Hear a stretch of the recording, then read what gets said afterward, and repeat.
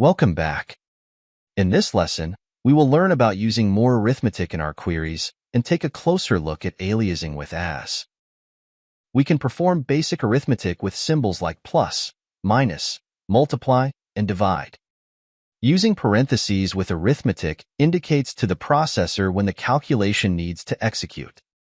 Here are some basic examples of how we can use arithmetic in SQL. We can add, subtract, multiply, and divide as follows. In these examples, the parentheses are not required as only one calculation takes place. However, they provide more clarity to the code.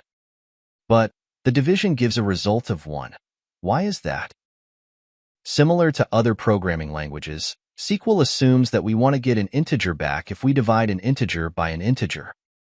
So be careful.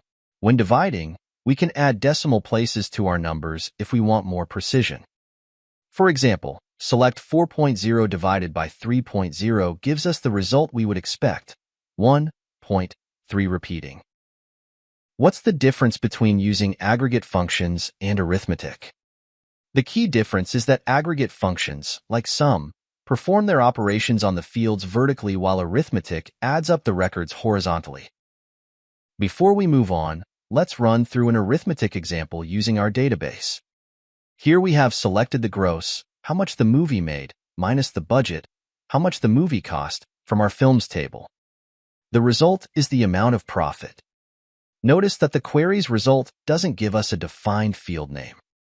We will always need to use an alias when summarizing data with aggregate functions and arithmetic. As we progress and learn how to manipulate our data, it will be even more important to keep our field names clear. For example, if we're using multiple max functions in one query, we'll have two fields named max, which isn't very useful.